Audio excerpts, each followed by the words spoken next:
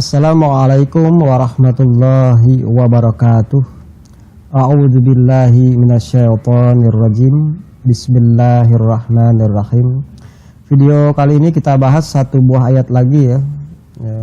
Seperti yang sudah disampaikan juga bahwa untuk eksplorasi ayat ini dibuat satu video satu ayat ya, biar agar mudah merotal kembali ya, atau meratil kembali di rumah, yaitu surat Al-Kahfi surat ke-18 ayat ke-110. Tapi di sini disampaikannya sekalian pada waktu studi ya, bersama keluarga. Jadi silahkan diratil kembali untuk mendapatkan pengertian yang bulat. Selamat menyimak. Wassalamualaikum warahmatullahi wabarakatuh. Qul innama ana basyarun mithlukum yuha ilayya annama ilahukum ilahu wahid faman kana yarju liqa'a rabbih falyamal amalan sholihan wala yusyrik bi ibadati rabbih ahadan. Kita lihat dari kul ya. Kul itu dari kata qala yaqulu qaulan. Ya, nanti perintahnya kul. Qala yaqulu qaulan qailun. Maqulun, nah perintahnya kul. Larangan la taqul. Ini qaulun maqulun. Kul jadi perintah. Artinya berkata. Kalau bentuk perintahnya dia apa? Katakanlah. Tegaskanlah juga bisa. Innama sesungguhnya, hanyalah ya. Ana saya ya. Basyarun. Nah, basyarun ini dia bentuk tunggal atau jamak, tetap basyarun dia selamanya. Dalam Al-Qur'an itu begitu. Artinya manusia satu, manusia dua, tiga, empat dan seterusnya tetap dia basyarun, nggak ada bentuk jamaknya gitu, artinya manusia. Terus mislukum, mislun seperti atau serupa. Kumnya antum, pihak kedua jamak antum, kum kalian jamak laki-laki. Yuha dari kata uhiya yuha, jadi bentuk pasif di sini. Kalau bentuk aktifnya, untuk bentuk biasanya kan auha yuhi, ihaan, mewahyukan. Bentuk pasifnya uhiya yuha, diwahyukan. Jadi bentuk aktifnya mewahyukan, bentuk pasifnya diwahyukan. Ilayya, nah, ini kan dari ila dan ya ini ya saya ya. Jadi kepadaku gitu. Ila itu kepada, ya itu ku kepadaku. An-nama ini kalau di depan innama, kalau di tengah an-nama, bahwasanya gitu. Ilahukum, nah, ilahun di sini belum ditulis di sini ya. Ilahun itu jamaknya alihatun ya. Artinya al-ma'budu. Ilahukum itu dari bentuk jamaknya ilahukum, jamaknya itu alihatun, artinya sama dengan al-ma'budu mutlaqan, yang diabdi secara tidak terikat. Jadi bisa apa aja gitu, yang diabdi tidak terikat itu tidak satu atau yang lain, cuman bisa apa aja gitu al-ma'budu. Ini ilahukum, yang diabdi kalian, ilahu wahid itu satu, Nomor satu. wahid satu, ilahu yang satu gitu, yang satu. Nah, nanti satu ini nanti ada fungsi ya kan, pelaku juga di sini. Artinya satu-satunya cuman itu gitu. Ilahunya cuma satu, yaitu faman kana yarju liqa rabbih falyamal amalan sholihan. Maka man, siapa, kana dia adalah yarju, Yarju ini dari kata roja, yarju, rojaan, artinya mengharapkan. Ya, yarju, subjeknya ke ini, jadi menggunakan dari man tadi man. Dia mengharapkan barang siapa mengharapkan liqa'a rabbih. Ini patah kenapa? Objek, atau kalau namanya patah itu kan biasanya ada objek, ada maf'ul bi, maf'ul mutlak, ada hal, ya kan? Nah, ini termasuk apa di sini? Objek kah? Objek dari yarju. Jadi, nah ini robihinya, bi-nya kasroh karena majmuk dengan liko. Pernah dengar nggak likoan gitu? Pernah. Likoan apa artinya? Pertemuan. Dari lakia dia. Lakia yalqa likoan, bertemu. Kata kerjanya bertemu. Kalau menggunakan kata bendanya masdar ini, dia jadi apa? Pertemuan. Kalau kata kerjanya keluar, mengeluarkan, berarti kata bendanya apa? Pengeluaran. Kalau mengharapkan, kata kerjanya, kata bendanya dia apa? Pengharapan. Begitu. Seumumnya seperti itu.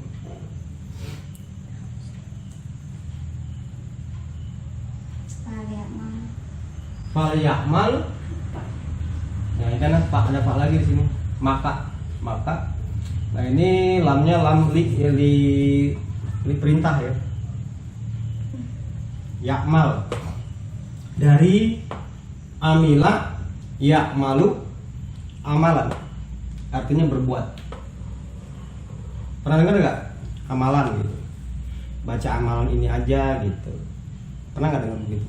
Pernah. Diamalin dong, kan? Suka ada kan? Itu diamalin dong, maksudnya diperbuat gitu, dikerjain maksudnya gitu. Amila ya'malu amalan, berbuat. Kalau kata kerjanya berbuat, ini kata kerja ya, kata kerja kan, ini kata benda. Berarti kalau kata bendanya berarti apa? Perbuatan, laku perbuatan juga bisa, ya kan? Jadi kalau ini ada sukunnya, sukun akhir. Ini menandakan kalau ini bentuknya adalah perintah, tak langsung. Sama dengan perintah kepada pihak ketiga. Ini pihak pertama, pihak kedua, pihak ketiga. Ngomongnya sama pihak kedua, tapi memerintahkan pihak ketiga. Gitu. Seputaran kata ini berbuat. Jadi gimana menerjemahkannya? Nyuruh pihak ketiga, tapi melalui pihak kedua. Hendaknya dia gitu, caranya begitu. Kalau nyuruh kepada pihak kedua langsung, kamu gitu. Kamu begini dong, misalnya gitu kan. Tapi kalau nyuruh pihak ketiga, tapi orang pihak ketiganya nggak ada, kalau bisa gitu. Bisa begitu. Agar dia begitu gitu. Kalau bisa tuh dia begitu loh. Seharusnya dia begitu loh, bisa begitu. Nah, ini ya. Kata kerja sedang disukunkan akhirnya dia menjadi perintah tak langsung atau perintah kepada pihak ketiga. Lain dengan ini kata kerja biasa ya. Subjeknya huwa, berarti dia. Kata kerjanya apa sini? Mengharapkan. Ini juga dia juga. Dianya kemana lagi larinya? Hendaknya dia berbuat ya.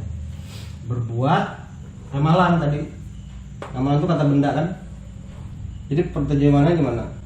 Laku perbuatan yang solihan. Solihan itu yang tepat. Ini belum ditulis di sini ya. Solihannya belum ditulis ya.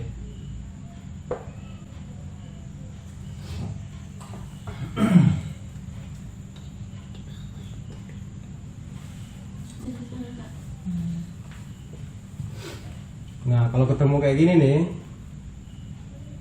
atributnya sama dia. Tanwin, patah, patah. Nanti kalau ada dia domah, lalu sama. Itu berarti sifat dan yang disifati. Ini sifat dan yang disifati gitu. Ini sifat dari ini gitu.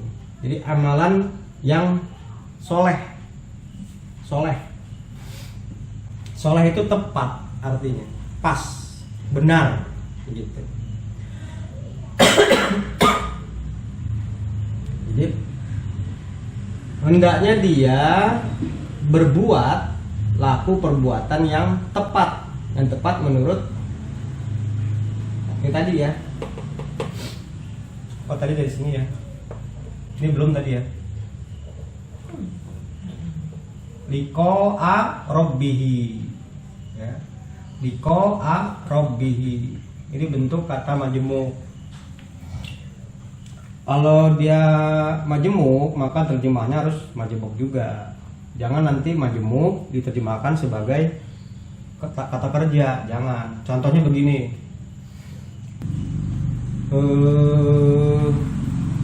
Dalam bahasa Inggris misalnya my book tuh majemuk nggak itu?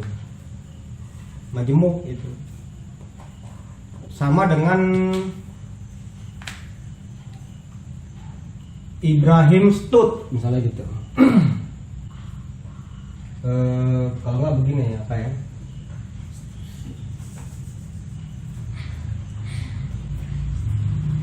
Kalau bahasa Inggris tuh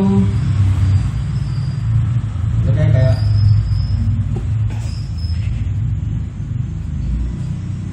kelihatan. Ibrahim stood. Nggak kelihatan. Stood tuh berdiri dari standing, stood Tuh. tempat berdiri. Contoh lain misalnya study of Al-Quran, majemuk kayak itu. Majemuk itu. Majemuk itu dua kata atau lebih yang digabung menjadi satu arti baru. Rumah digabung dengan sakit, itu menjadi satu arti baru. Penjelasannya tentang rumah sakit, bukan tentang rumah, bukan tentang sakit, tapi tentang rumah sakit. Ruang lingkup penjelasannya itu namanya majemuk. Nah, ini sama kayak ini, liqa'a rabbihi. Jadi ini kan kata benda kan. Kalau dia bertemu, kata kerjanya bertemu, kata bendanya menjadi apa? Atau akar kata temu atau pertemuan. Temu robnya apa di sini? Robbun, jamaknya arbabun, sama dengan pembimbing atau pemimpin atau kepala. Robbun. Atau dilihat di video lain juga yang pernah dibuat juga kan, Robbun itu pembuat kebijakan atau pencipta kebijakan atau pemilik kebijakan. Robbun ini. Rabbihi. Di sini liqa'a rabbihi, majemuk ya. Jadi menerjemahkannya pun harus satu bundel begini. Tamu pembimbing gitu. Tamu pembimbingnya, i-nya ke man.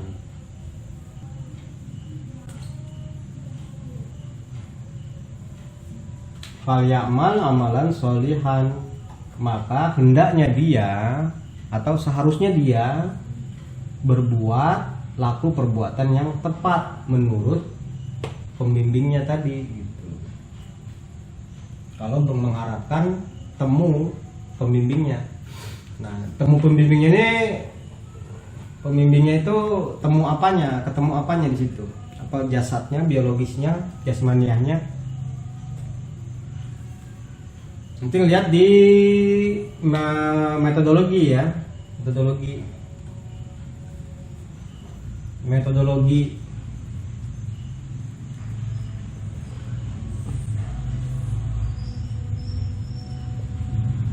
Allah Al-Mu'min, ini alam semesta. Jadi yang mannya di sini posisinya man. Ini Allah menurunkan Al-Quran kepada malaikat, rasul dan seterusnya kepada sampai mukmin, gunanya untuk menjelaskan alam. Allah juga mencipta di sini, mencipta.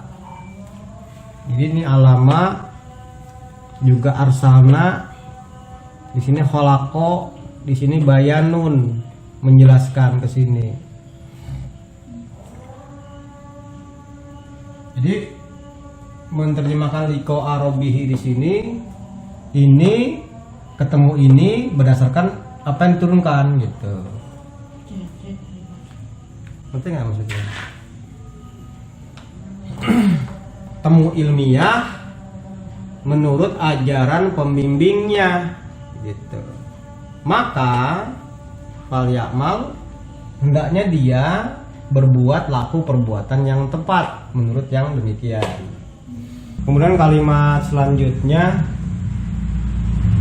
wala yusyrik bi ibadati rabbih ahada. Di sini lihat dari kalimat ini, kalimat kata kerja larangan ya.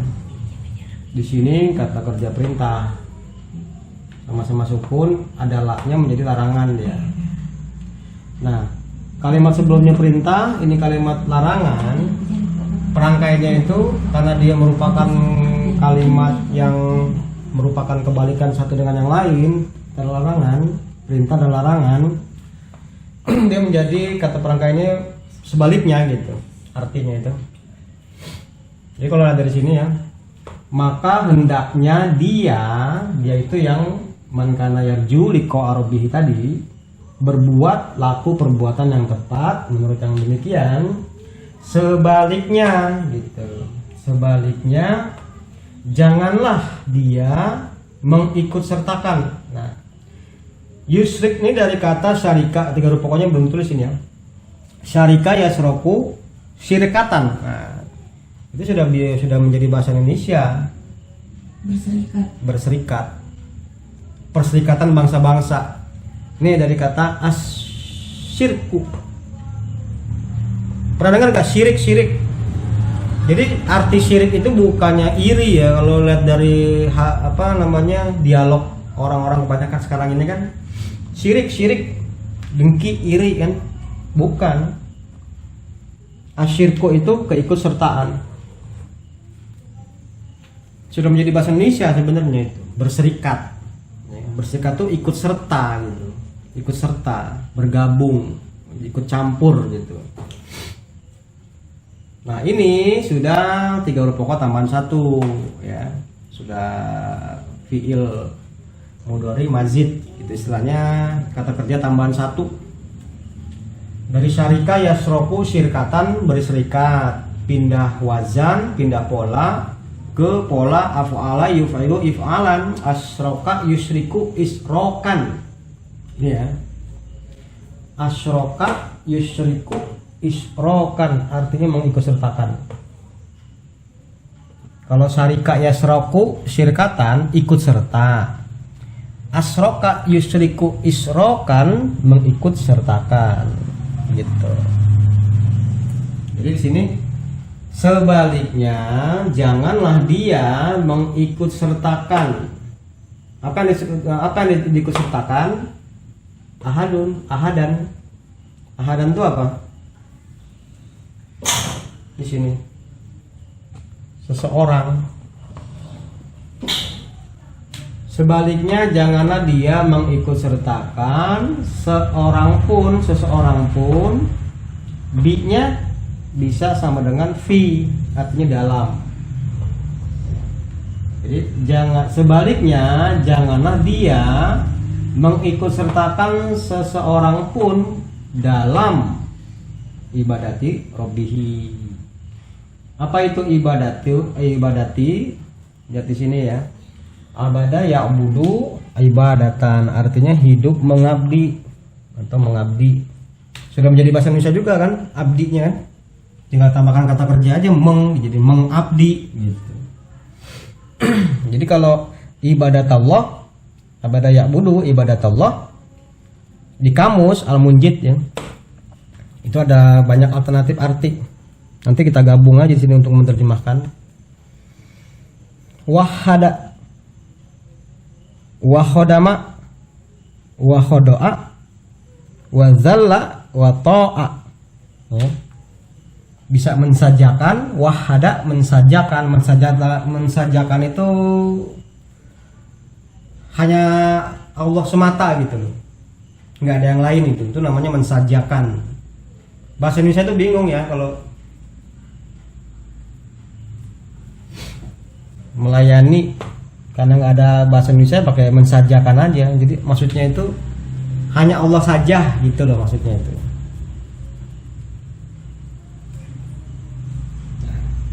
Dalam pengabdian hidup menurut ajaran pembimbingnya gitu. Jadi janganlah dia mengikut sertakan seorang pun ya, dalam pengabdian hidup menurut ajaran pembimbingnya. Sekarang apa hubungannya? Ini kan pernyataan Rasul kan ya. Qul, yang ditegaskan yang sasaran perintahnya siapa ini? Muhammad, Nabi Muhammad sallallahu alaihi wasallam. Qul innama ana basyarun mithlukum. Tegaskanlah, nyatakanlah, katakanlah, saya hanyalah, atau hanyalah saya manusia seperti kalian. Hubungannya dengan ini apa? Janganlah mengikutsertakan seorang pun ahadan. Jadi maksudnya ini jangan, saya ini manusia biasa seperti kalian gitu. Kalian tuh jangan mengikutsertakan seperti yang lain seseorang. Saya ini jangan jadi ahadun gitu loh. Jangan jadi seseorang yang diikutsertakan gitu maksudnya. Allah ini punya kebijakan nih, ya. Kebijakan ini jangan diikutsertakan dengan kebijakan lain gitu. Ngerti nggak? Jadi yang dikatakan syirik atau kalau musyrik tuh pelakunya, pelaku syirik itu musyrik. Allah punya kebijakan, setan punya kebijakan. Setan diikutsertakan pada kebijakan Allah. Itu kalau ajaran fisik setannya ya. Jadi ajaran setan diikutsertakan pada ajaran Allah. Itu namanya asroka atau yusriku. Itu namanya mengikutsertakan. Kalau kita mengikutsertakan ajaran setan pada ajaran Allah, kitanya namanya musyrikun. Ya, musyrikun. Dukun punya kebijakan nggak? Punya. Allah punya kebijakan nggak? Punya. Si dukun mengikutsertakan kebijakannya sendiri pada kebijakan Allah. Berarti dukun itu pelaku musyrik. Kita datang ke dukun, pakai kebijakan dukun tadi, tapi Allahnya masih dibawa-bawa gitu. Ngerti nggak? Kalau orang naturalis kan orang barat, dia nggak pakai bawa-bawa Allah, ya alam aja gitu. Kayak dokter misalnya kan, dulu kan pernah ditanya dokter, berarti bapak saya sudah meninggal ya, ruhnya sudah tidak ada ya dok? Kalau ilmu kedokteran tuh tidak mengenal ruh. Artinya secara tidak langsung dokter itu mengatakan jangan bawa-bawa ruh, gitu. Artinya Allah nggak dibawa-bawa, dia murni alam aja, naturalis gitu. Tapi kalau orang-orang musyrik itu dia makainya kebijakan yang lain, tapi kebijakan Allah juga dipakai, dibawa-bawa juga gitu, walaupun dengan ucapan juga. Makanya kan dukun itu kan